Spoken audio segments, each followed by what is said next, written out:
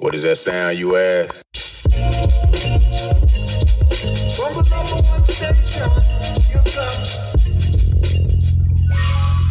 come. Welcome to the Rec Show podcast, a show dedicated to beat makers around the world. Kick back, relax with the host, Gldnmnd.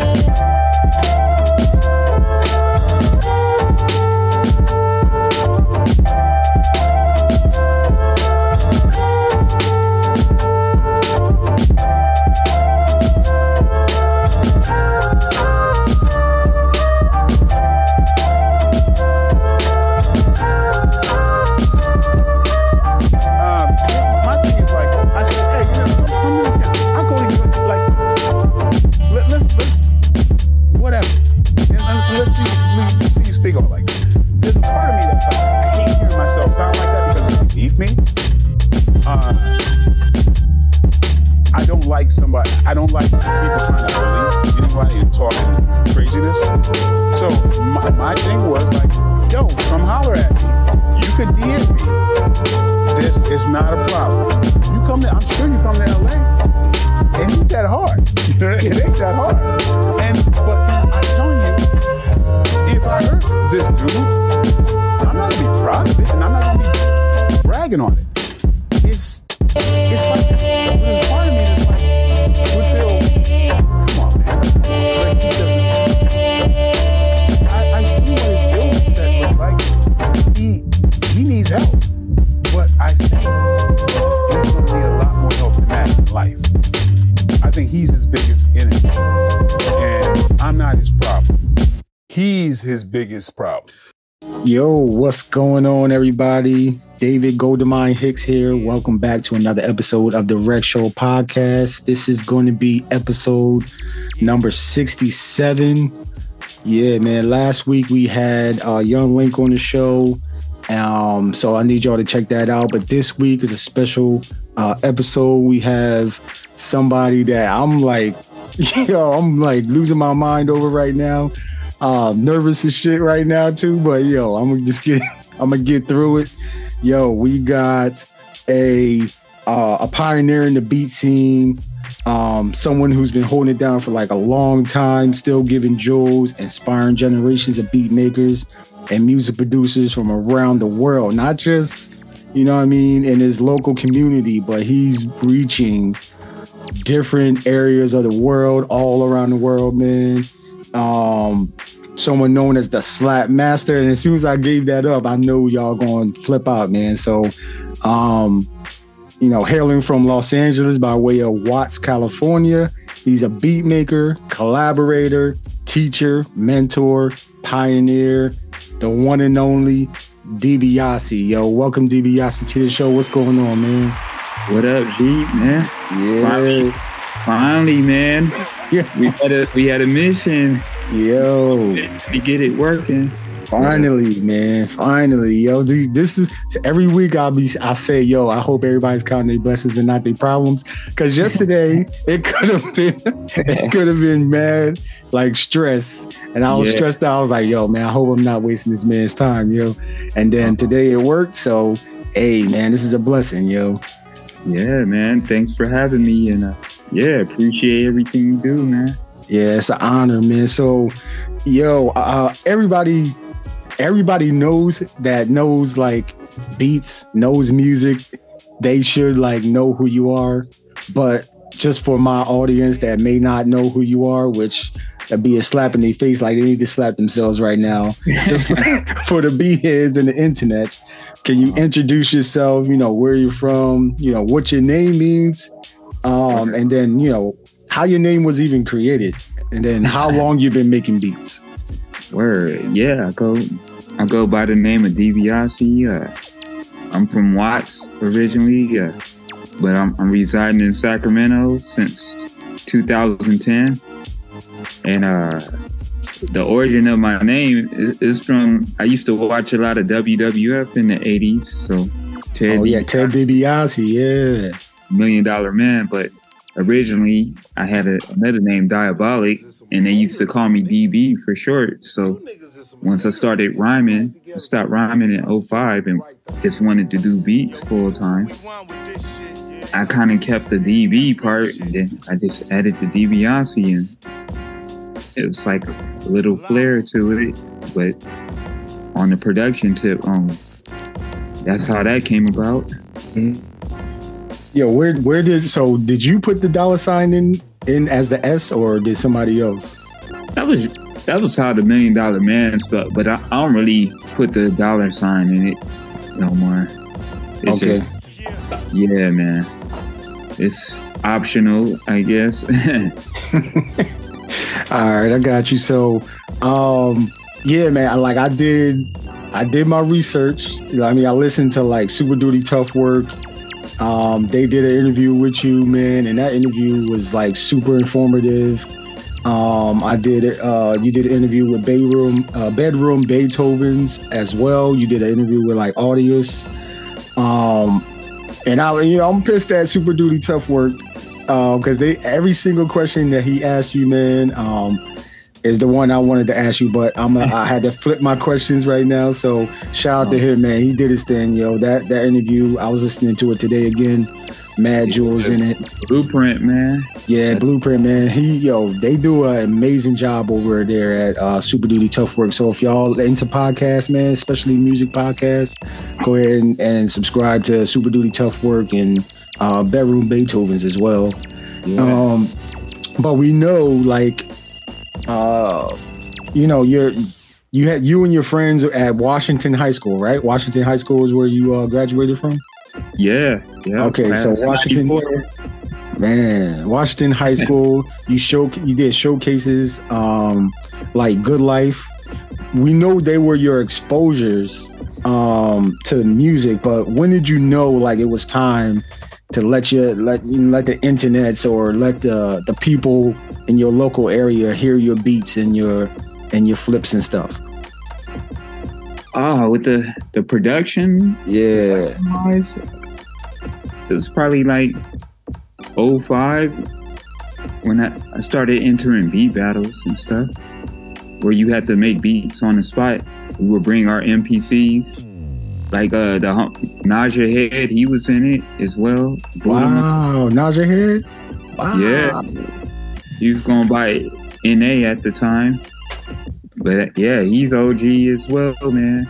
But we used to all bring our MPC to it's like a scratch academy. So they had like 16 DJ mixers and 16 turntables, and then everybody bring their MPC, and then occasionally, we'll bring a 303. I don't think the 404 was out yet at the time.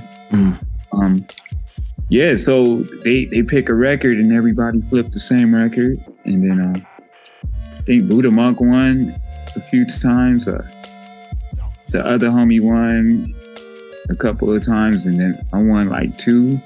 2 or 3, and then they stopped doing them. Then after that, I started going to Sketchbook. And that's when the first day I went to Sketchbook, it was like a beat showcase with it was like Flying Lotus, Tarak, Koopma, Take, and Sacred. And heavy hitters. Heavy hitters. But that was like Flying Low first time coming out. And he had like a SP 505 on stage, and he was doing his thing. And it was like, oh shit, I need to be at this. Then I started going there every week. It's like every Tuesday, I feel like. And after that, we was doing that for a few years. And then after they started doing Sketchbook, we started going to Low End Theory and seeing people doing their beat sets every Wednesday. It's like, man, I'm trying to do this. And then that pretty much sparked it from there. So that was the inspiration to keep going and keep building on your arsenal and repertoire, right? Yeah, it's like I never traveled off of the music stuff prior to that. So when I did the Red Bull Big Tune, I was able to go to New York for the first time, or just out of Cali. So after I saw that, like I could travel off of this. Okay. Then say around 2009, 2010, that's when I went overseas for the first time, and it's like, yeah, this is what I need to be doing. It's serious. It's serious now. Yo, I'm glad you stuck with it, because we know you started with MCing and then you made beats because you knew like you needed beats to rhyme over. And then you was like, yo, you focused on just making beats because you didn't want to like keep dividing 25% to this and that. So 100% is to the beats. So my question is like, how did you? Man, this is gonna be a hard one. So I mean, you can go from any decade for this question, all right? But if you're able to, like, can you name like one beat or one song as the greatest beat of all time? Like, and then like who was the producer that like flipped that and made it into something that just blew your mind? Like before I started making beats, or even now, even all the way till now, like any beat that's like you seen or heard that just, you heard it and you was like, oh my gosh, wow. It's hard to pick one, because I hear a lot of producers that just, some of them are known, some of them are not known like that. And like, man, maybe a couple. Maybe a couple. There was a few from Gldnmnd that I heard recently that had me like, how the hell? Like he flipped Nautilus crazy.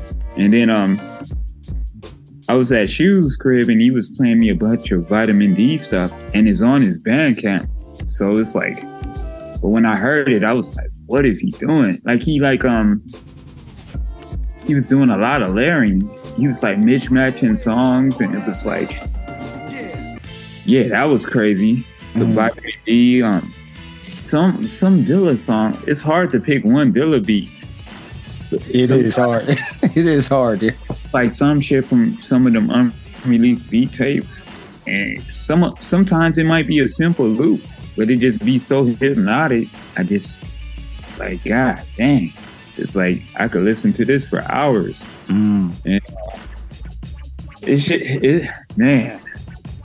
I know it's hard. I know it's hard. But before I started making beats, it was a lot of stuff on that J. Rue the Damager, the Sun Rises in East, that album. A lot of production on that album from DJ Premier. Yeah. And then some of the production on that Group Home album too, as well. It's like some of my favorites too, man, to this day. But also some 14 KT beats. It's like the Stevie Wonder beat he flipped called I Wonder from 14 KT. That might be one of my favorites too, man. like he micro chopped it hella crazy. And, oh my goodness. Yeah. It might be online, so if you want to put that in the background, yeah, I'm gonna do that. You know, I'm gonna do it. So every time I hear that one, yeah, it's definitely one of those joints. But yeah, man. Yeah, yo, DJ Premier, like, all right. So a lot of my guests, they, you know, some of their heroes, and I didn't even get to that question yet, but you know, they named DJ Premier as like one of their top MCs, and it's usually either a beat from Dilla, or Premier, or like,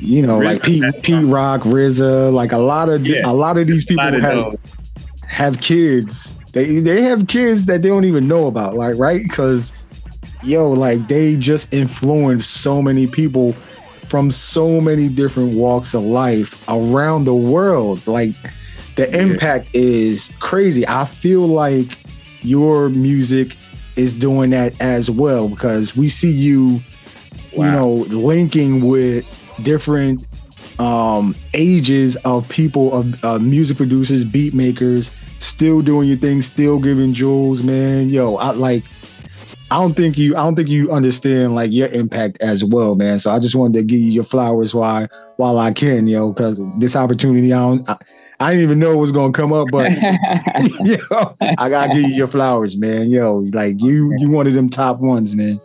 Wow, so, thank you, man. I'm honored, man.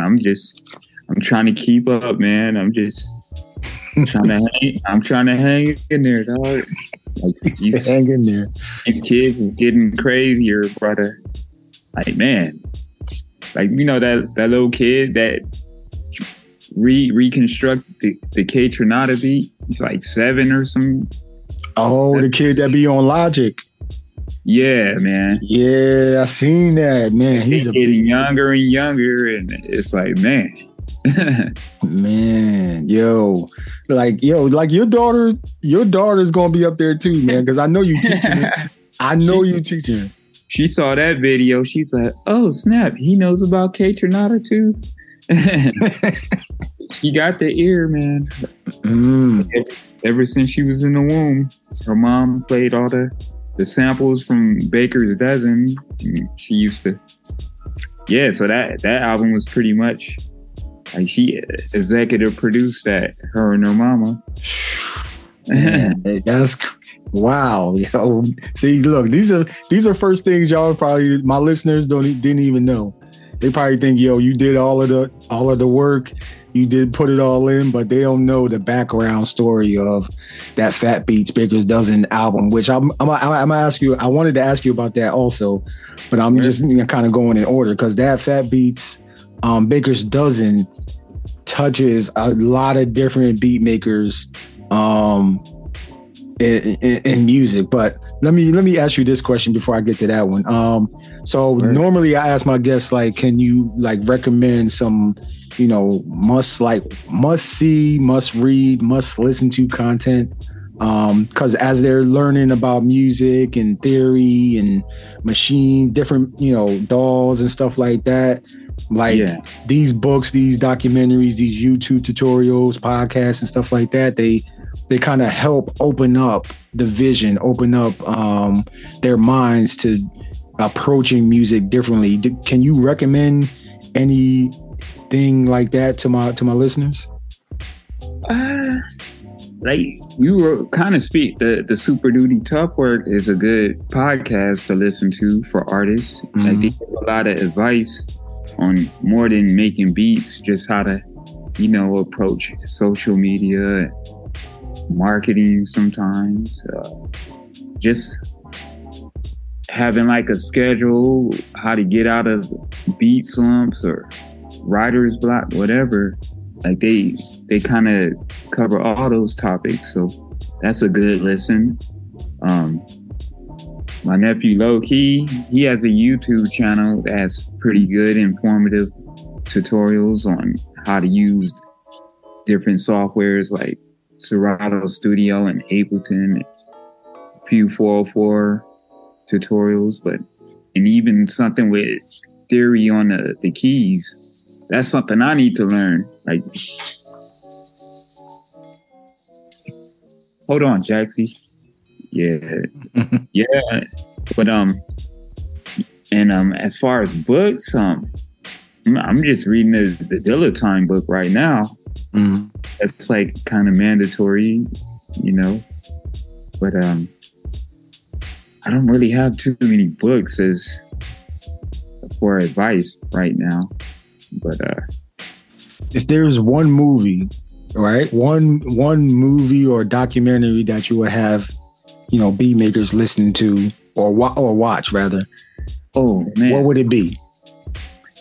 Well, there was this beat scene documentary, but it's kind of hard to find. But it was called All Ears. So the homie Gus Sutherland, he did the documentary, and it was on the LA beat scene. He also did one for Detroit as well. And yeah, but All Ears is a pretty accurate documentary. Covers a lot of artists in the early stages. Like I see other documentaries and they don't be having everybody involved, and they be missing certain timelines and all that. So I recommend All Ears. All Ears. So once I'm able to find it, because I always go back and try and find where it's at. Once I find it, I'll link it to the description of the show. But then I'll also put it into the Rec Show podcast recommendations that each guest recommends to watch. So I know you already talked about. Go ahead. Oh, one more. The homie Koopma, he also has a podcast. It's called let me look at it. And it's like he's interviewing all kind of artists from a beat happening. Yeah, yep, exactly. Yeah, I'm subscribed to that too. Yeah, a beat happening with Laurent Fitoni and Koopma. Yeah. He has a book too as well, Laurent Fitoni. Okay. And yeah, that's a good read as well too. It speaks on the beat scene. It's like the title of that book is escaping my mind right now, but dang. But yeah, it's basically yeah, I recommend all of that right there. Okay. Let me go back in your history real quick. So like, who in your family like was musically inclined and like played instruments or just played music all of the times to help influence you into making music how you do and hearing music how you hear music? Man, nobody I really knew in the family was like playing music. Like they had records. Like my grandfather had a lot of jazz records, like a lot of Count Basie and a lot of Blue Note albums and Miles and Coltrane. And my uncle, he had records too. He had like a lot of the Supremes and a lot of jazz records, so Roy Ayers, stuff like that. So when I was a kid, before I was even thinking of making beats, I would just listen to it on a record player, like the Kitty, the toy record player. I remember that one. Yeah. But they also had a turntable in the room, and sometimes I would listen to it on there, and I would just, certain things would catch my ear. And as I got older and started listening to hip hop and stuff, and then my pops, he had a cafe and it had a jukebox. So every time I was there, he would put music in it.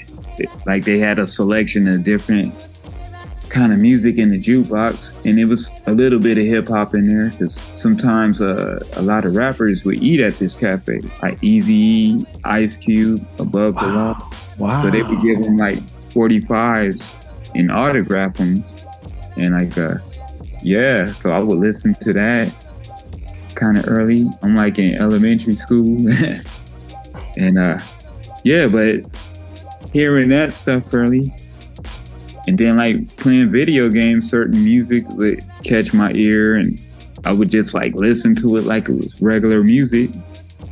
And then as I got older and got the equipment, I knew what I was going to go to exactly.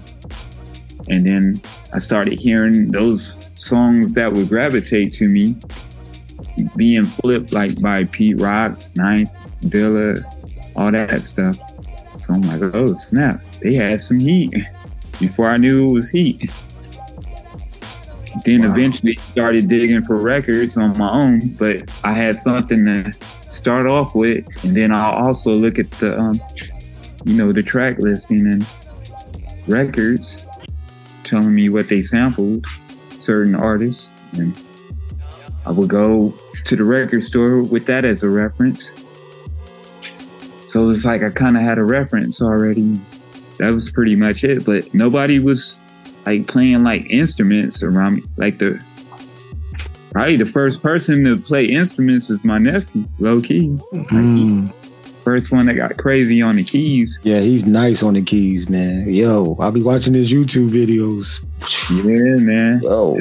I have an old video when he was like super young, and his mom is like, "Oh, he was like replaying Pink Panther or Mario Brothers like super young," and she was like, he got that from you. I'm like, I don't play the keys like that.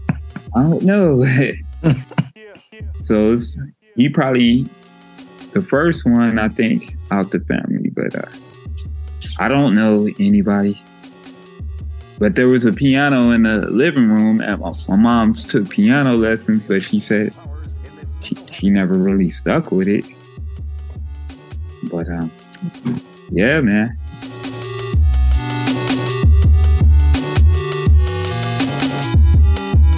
Yeah.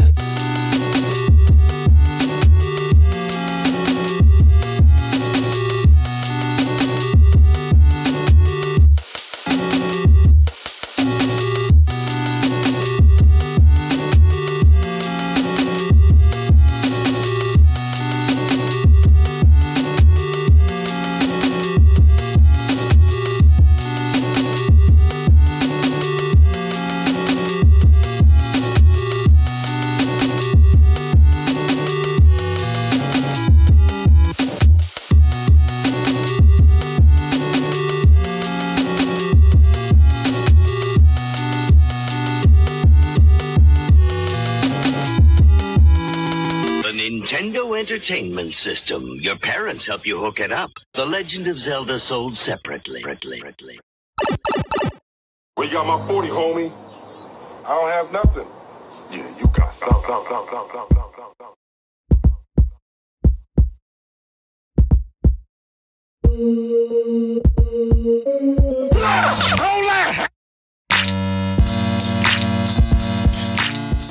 Like your Bonus Levels album, right? I'm looking at it right now. Like I definitely got to ask you a question about Bonus Levels, just because that was like, I was like, yo, how you flipping these Mario joints? Like, oh my gosh, man! And then I don't think a lot of people know that on the back of it says like arrows and buttons, man. And then you got them layered. Like, can you just talk about? I'm bouncing all around, man. But yo, can you talk about the arrows and buttons? Like, is that deliberate or is that just? I can actually have the person that designed it tell you. Nah, she designed the whole cover. Nasira. Yeah. Can we talk about that real quick? I mean, it was just because, like, instead of just putting A, side B, I just thought it was kind of a dope play on a side B and a side A instead of like, just arrows and buttons. It's just, I wanted it to be, the artwork to be, just as appealing as the sounds, and just to kind of, take the listener on a journey. Like, I remember looking at the album cover while I was listening to the record. As a kid, you just kind of study the art while you're listening to the music. So I wanted to, make it interesting for the audience. Man, amazing. Like I look at the details and stuff, man. So first of all, Nas Rockwell, I don't think I ever heard you speak. Like I hear about you from DiBiase and all the interviews and stuff like that. But this is the first time we hear Nas Rockwell speak. welcome to the show. Welcome to the show. Hello. Yes. No. I've been listening to the interview, and it's super interesting. I love the questions, and I'm looking forward to, being brought up to speed on your podcast, because it seems like you've been doing it for some time. So yeah, thanks, and thanks for being so curious. Yes, but thank you. 10:30 is 10:30 your label? Yeah. 10:30 is the label. Okay. All right. That's because it's both our birthdays. It's October 30th.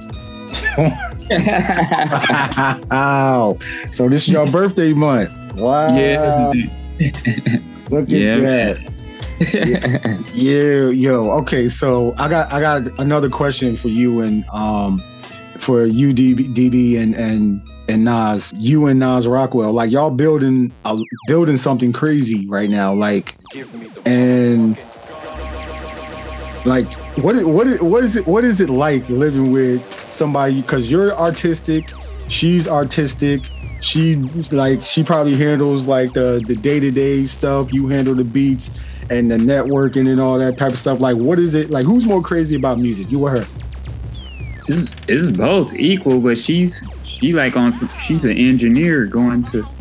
You can explain what you're doing right now better than me. I mean, to kind of speak to like, what is it like, living with another creative, or what is it like? I think, I can say like, what is it like living with Dibia? So I think it's really interesting. Like, he never ceases to amaze me.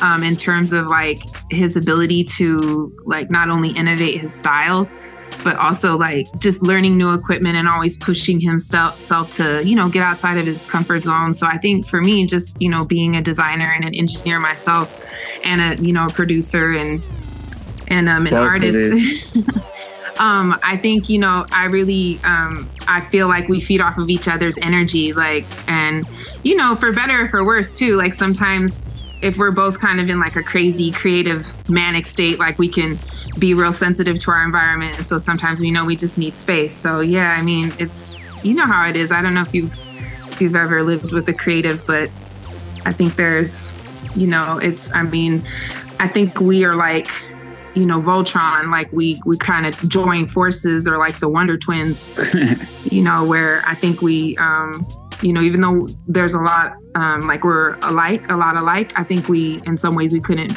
be more opposite. So we complement each other and kind of fill each other's spaces out a little bit.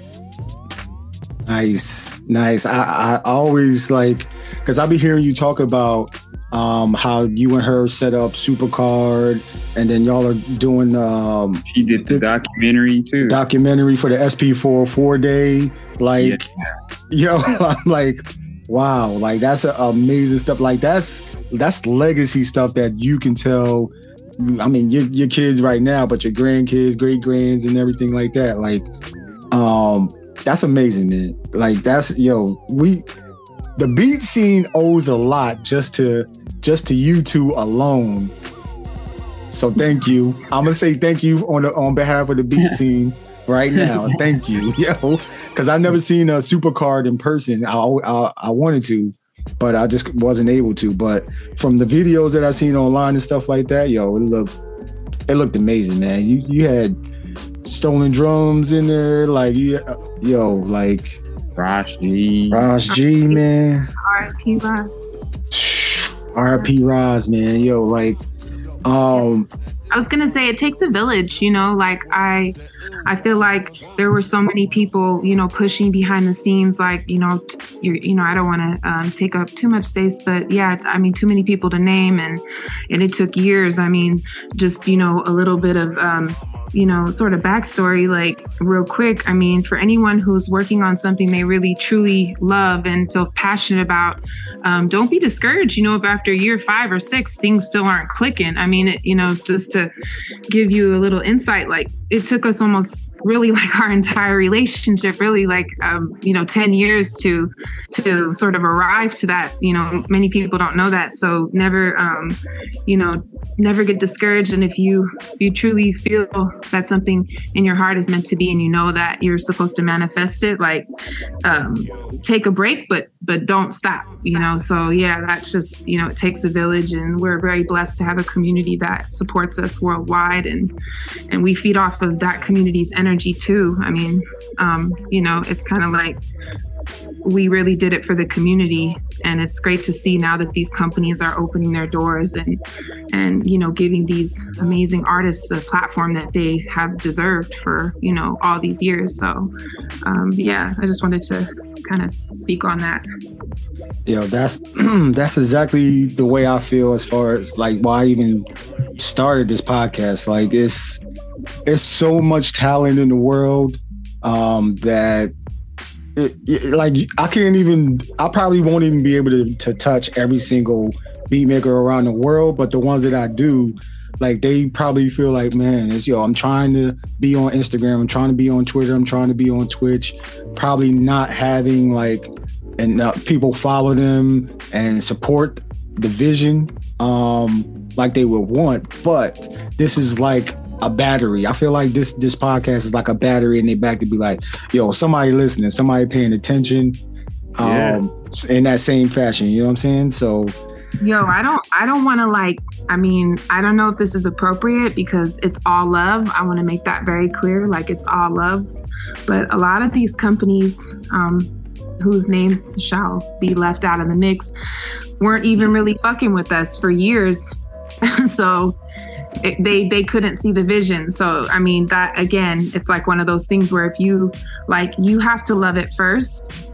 And I think that's really important. And you also need to kind of separate a little piece of it for yourself that's just not for sale and just non-negotiable. So again, if you know that you have something special, don't let people's opinions, like good or bad, influence what you're supposed to be doing, with music, art, or your purpose, So I mean, again, sometimes the people you're trying to reach aren't even going to be fucking with you at first, but then they come along. Sometimes it just takes people time. So just don't give up. There it goes.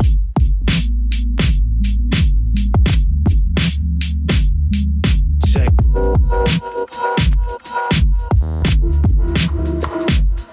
There it goes.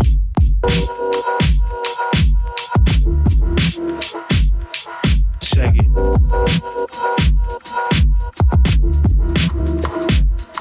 There it goes.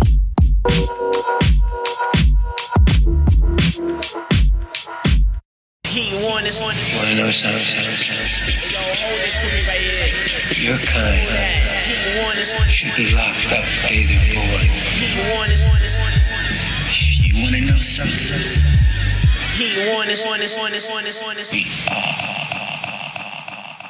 What's most important?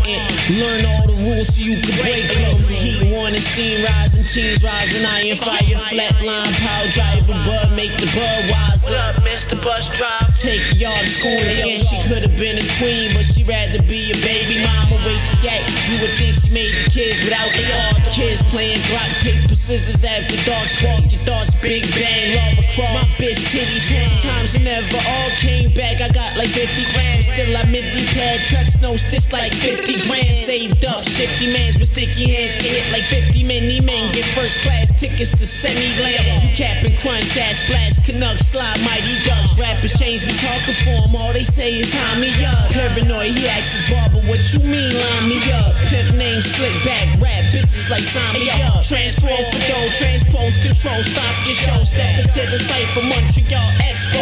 Ayo, it's ballers in the monetary mafia. Kabbalah and Gematria. You wasn't feeling sick until the doctor. Yo, it's not smart to not got a gun. The devil got your tongue. The black Obi-Wan, the Tatooine, baby. Chosen one, Buddha Lotus, pose with blunts. We up against superior. The presidents and Sith Lords, we Jedis that be healing you. He on this. He on this. Hey yo, who got the fire pen? Why you tie your landmine? Leviathan for finer things. Hybrid women, friends, and Heinekens. Your mind is white as China blink. My skin is like inside the clouds of hydrogen. Your orbit like Gomorrah got you bargaining. He on this. Crazy. He on this.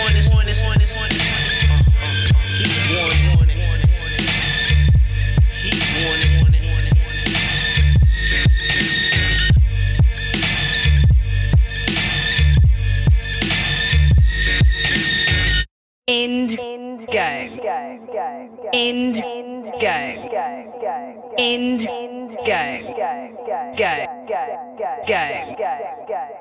I agree. I think that's why at the end of the podcast is I always leave that one message where it's like, believe in your music, or you're wasting your time, basically. Because if you just, you know what I mean, you're doing it just for likes or clicks or for anybody else other than self, man, you definitely gonna be discouraged a lot. So you out of there, yo. Yeah.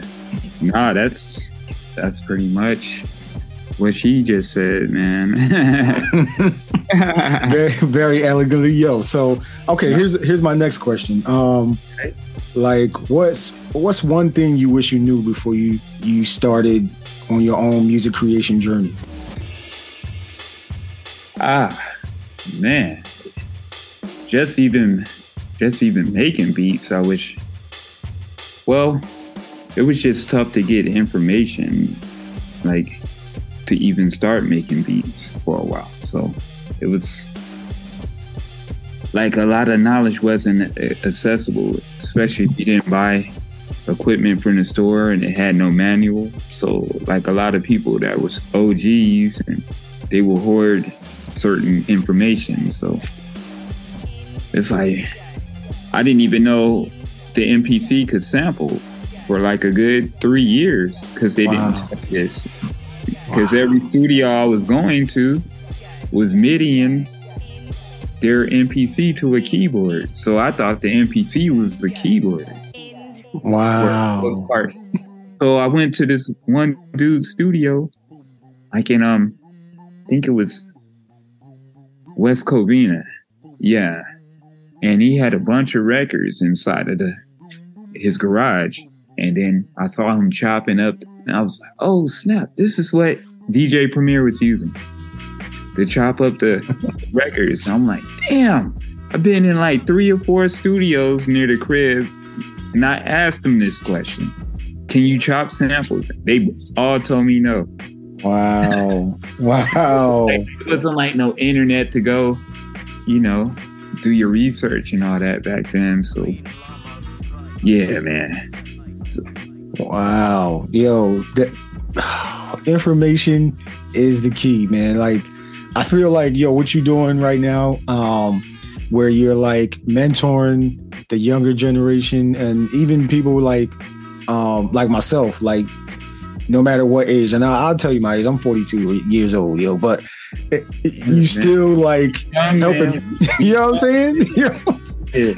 You still helping me like figure out my own way around music and machines and not being afraid to try different things and stuff like that. But information, man, what you're doing with like organizations like Flip a Beat Club, like Serato's Kitchen.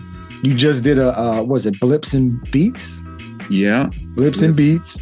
You do Flip a Beat Friday. You do Serato Studio sessions. Like, you do like countless. I don't even know how you have the time, but you like giving so many jewels out to crazy people. Like, why do you think that was important to do?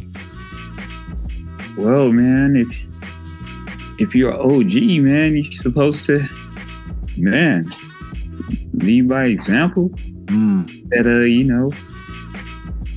being intimidated by the younger kids, like I feel like a lot of times people hoard stuff because they in competition with everybody. They feel like they gonna get bypassed, but it's like a lot of stuff I learned. It wasn't like I learned it from somebody at some point, and it's like, man, I gotta pass it on, and they gonna have to pass it on at some point. Like some stuff I ain't gonna tell every single thing, but I want to get everybody on the right, the right start. The basic necessities to learn how to fish, Right. You could feed your tribe once you know how to fish and all that. So it's like just giving everyone the basics, and then if I see cats is hungry, and willing, you know, got the patience and hunger. It's like, I want to see them win. So, like a lot of the cats you see who I deal with, it's like they always hungry, cats eager to learn, all that stuff. From like Taki, all of them cats, man. Yeah, Taki, yeah, man. Telly McLean and them, yo. T-Dot, oh. God. Man. Black Guy 9, oh my, yo. Najee Head, yo, like Sample, all of those, yo, man. Yeah, man. Oh man, yo. So, okay, man. I'm really bouncing all over the place right now, but I'm all good, man. I'm like, yo, I'm like trying to get. I had like 50 questions that I wanted to ask you. I don't know, we ain't got time for 50 questions, but I did want to give like, you know, just some good like background on stuff that people don't know, but then also talk about like your projects, right? So when I, you know, if somebody was to go to your Bandcamp and they look at like your discography, which this is maybe a little bit of it, but because you got like, yo, you got a lot more on the internet. So like let's just talk about the Baker Dozen from Fat Beats. Like how did that come about with doing the DiBiase Baker Dozen LP and Fat Beats? Yeah, they asked me to set it off. They asked me and Nas to set it off, and then they originally wanted me to just pick like 12 songs off of Bandcamp, and I was like, man, if I'm gonna set something off, it's got to be like some new stuff, man. For the most part, I took like a few that I liked from online, but a lot of it I had to make it like new. So, you know, it can have an impression. So, like in that process, she was picking like a lot of samples. She was playing for Jax while she was in the womb. So, I was making that album with all those samples, and it was like certain samples Jax would kick to. While she was in the womb. Wow. So like that song she's kicking, that was a sample. Like she would be like, yo, come in here, look, she's kicking right now to the music. Wow. So like the song would play and I'm like, but she's like kicking at the same point in the song, like she was listening. So I was like, man, that's just a coincidence. So she did it again and then she started kicking. So I told her to do it again, like maybe a few days later, because I thought maybe, you know, she just in there wilding out. She did it a couple of days later. Same thing, dude. And I was like, wow. Like she like really listening to that stuff. So like when she was born, she was gravitating to them kind of samples. When she would take her nap, she would go to sleep to those. And yeah, man. Wow. Cause yo, this stuff that people don't know, man. Like, so okay, the whole one for Jax, she would kick to that sample as well. Oh man.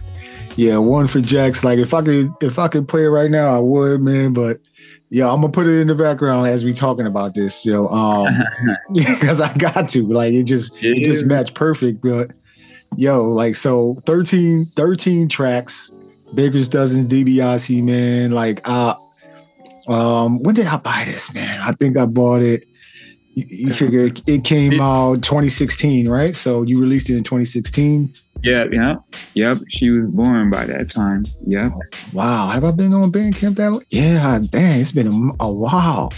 Yeah, I've been scooping up crazy music. Like, I always wanted to ask this too. Like, I knew I was interviewing. Yo, if you got any of those beat tapes that you was trying to sell to people that wasn't trying to pay $20, yo, I'll pay for them. I'll pay for them joints, yo. Man. Yo, I got a cassette player. I will gladly pay for them joints, man. It's funny. We put out like a little limited edition joint when we went to Japan, the new Jax album. That's kind of the crazy thing. The way it's spelled, it's spelled Jax, New Jax, because it was like kind of like New Jack Swing, but it was like we spelled it that way before we even knew we was gonna have a kid and all that, man. It was crazy. Wow. It was like a bunch of 90s R&B flips, and we put it on cassette. We made like 50 of them and sold them in Japan. You sold out? I don't know. We might have some around the house. Yo, I'm just saying, let me know. I will buy them joints, yo.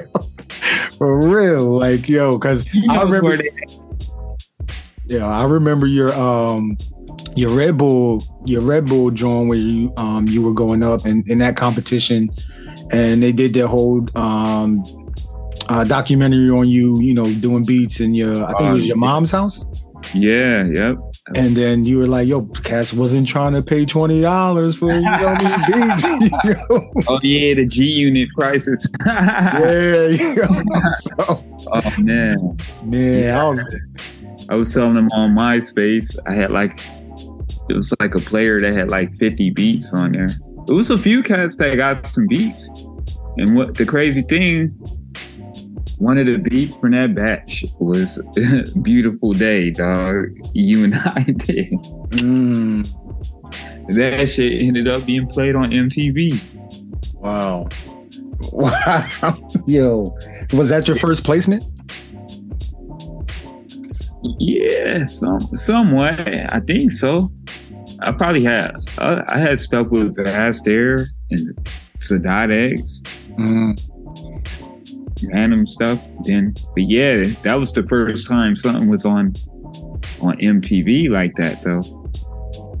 But they wasn't signed though for that during that whole process. That was like a mixtape. That fried chicken and watermelon mixtape they did. You and I, Thurs and YO. And crazy thing, Naja Head did the remix. He co-produced the remix for that song. Wow. Yo, so for real, Naja Head's been in this game for a minute. Yeah. This dude had Project Blow, like rhyming, all that shit, dude. Yeah, when I did his episode on this show, like I found him rhyming. I think he was doing like a competition or something like that where he was rhyming. Yeah. Man, he got bars, man. Yo, I asked him about that. I think we had a whole project. What? Called the DNA Project. What? Oh my god! Both rhyming and making beats. It was like on some J-Lib type. Oh my gosh! Yo, all right. I gotta go. Definitely find that. And speaking of that, because you did an album with Raz Fresco, right? Toronto MC beatmaker. Yeah. Like over there at Baker's Club, yo, man, that guy's a monster, man. Like, can you talk about that album that came out? Because I actually Tough Kong Records is where I ordered mine from, the LP, because y'all got it's like 300 LPs that's out there or something like that they trying to give away. So I had to get mine. I'm trying to get the poster from Baker's Club right now too. So can you talk about how that came about? Yo. So Raz Fresco hit me on Twitter, man. And it was funny because I know he had a project with Future Wave called Polo Sportsman, and I saw the artwork. So the dude that did the artwork, Chris Burney or something, he does like some crazy graphics animation. And my one homie from Chicago, Shondo, he knows the artist, and he did like some Ninja Turtles, Wu-Tang like artwork. And then I was like, damn, this dude's art is pretty crazy. And then I looked on his page, and then I saw the Raz Fresco album cover. So I kind of like chimed in and peeped that project out. But like maybe a month or two later, Raz Fresco hit me up on Twitter in the DM. And then he was like trying to work, but instead of like a message, he sent me like a video message. Like he wants to feel like, man, do I even have the video, man? Actually, I might have the video on me, dude. And yeah, this is what he basically said. And then we just started working, man, after that. But let me see. I'm gonna find it real quick. Because I know you said it took, like, y'all did the whole album in 1 week, right? Yes. Bananas. That's bananas, man. Okay. The first message is a video on the Twitter DM. Y'all hearing it here first. This is exclusive. Exclusive. Yeah. That's my DJ Clue. Exclusive. Yeah. It said, "Peace, Lord. You're an inspiration." That's what he typed. And then the video is this. Yo, peace, G. Yo, first of all, it's salute you for your contributions to this culture of hip hop. You know what I'm saying? Like, inspiring niggas like me. I just turned 26, you know what I mean? Inspiring niggas with your sounds, man. You know, I would love and be honored to work with you, man. I'm a rapper, producer.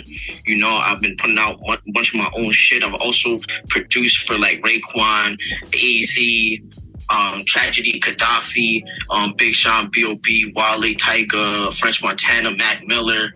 You feel me? I put out a lot of shit, you see what I'm saying? And I'm hungry, and I love the hip-hop culture, and I love and respect what you do, to the point where you inspired me to get on my SP shit and all of that. Be like my shit, I'm stepping my shit up because of the inspiration and the energy you put out there, and I would love to work with you. And I wanted to send you this video because it's realer than just texting, so you can feel my energy and know this shit is real. Yeah, man. That's what set off Secret Wars, fam. Wow, yo. Yeah, I could tell he was hungry, dog, and that was the understatement, because this dude output is crazy, and the dude be making his own merch and filming it's like him and Lucas, man, doing all that online stuff, and this dude is stitching like the embroidery on the sweaters and shirts and all that. Like, it's not like a big team of people doing that. It's like, it's crazy, man. Yeah, he said he's a one-man shop. Yo, Secret Wars, if y'all don't know, man, if y'all, this the first time y'all hearing this, man, go get Raz Fresco and Dibia's Secret Wars album. You can get it digital or biggersclub.com, or go to Tough Con Records and go get the vinyl. I'm getting the vinyl. You can get the poster on Biggers Club also. Yo, shout out to Raz Fresco, man. Yo, like, every time I do like a podcast with like a bunch of different beat makers that I just want to put to the spotlight, I always got to include one of his beats, man, just because he's a monster, man. Like, yeah, bro. Like, he cooking up quick too, man. It's crazy. Is that something that you helped him cook up with, like, fast, or is that just him? Yeah, he was already cooking. Like, he used to cook on Reason, but like then he started cooking on the MP Live, and then the 404, now the Pocket Operators. But yeah, so I might have sent them, I think the first beat I sent them was the last song, The Sin, that beat Sin. The last song on the album. And that was like an MPC 2000 beat. And I sent it to him, and funny, the last song ends up being the first song.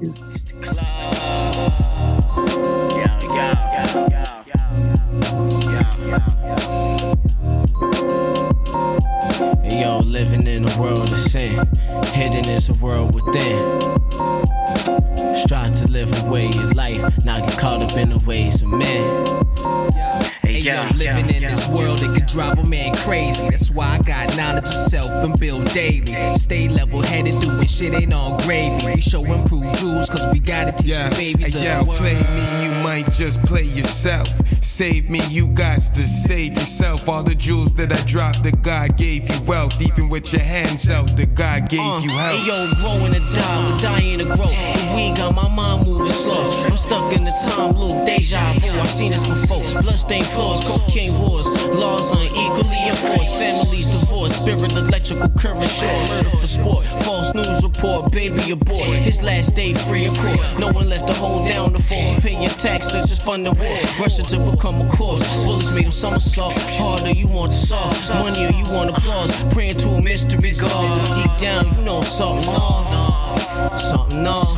Hey, yo, everything synthesized, nothing wrong. Mystery me in your baby jaws. No long talk like Lady Saw. Pete, we in the game, then I press pause. Hey, yo, living in a world of sin. Hidden is a world within. Strive to live away your life, not get caught up in the ways of men. Hey yo, living in the world of sin. Hidden is a world within. Hey yo, the hand that shot Reagan raised the stock weight. Ghetto kids with cock gauges, life just got dangerous. Burn sages, turn pages, write scriptures, bright like light fixtures, paint the right pictures. I get right with you in a minute. The authentic, if God said it, I meant it. More Cain than menace, always pain in the message. Living in the world of sin. Hidden is a guessed it. Who be the freshest to ever bless it? I'm back studying lessons. Jewels is precious. The black man is God was the message. From knowledge to born was the progression.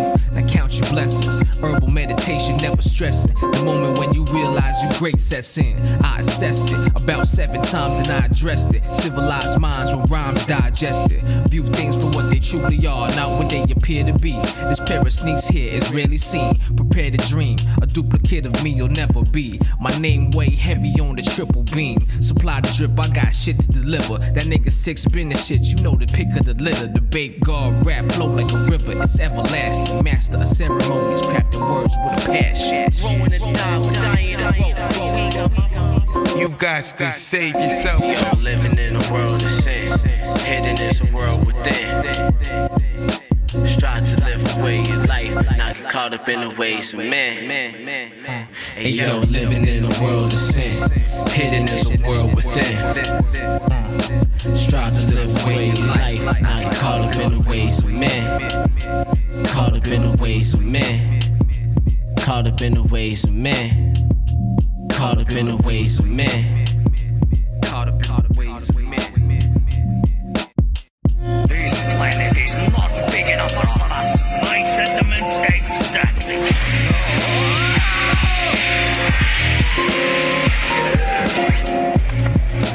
It is over.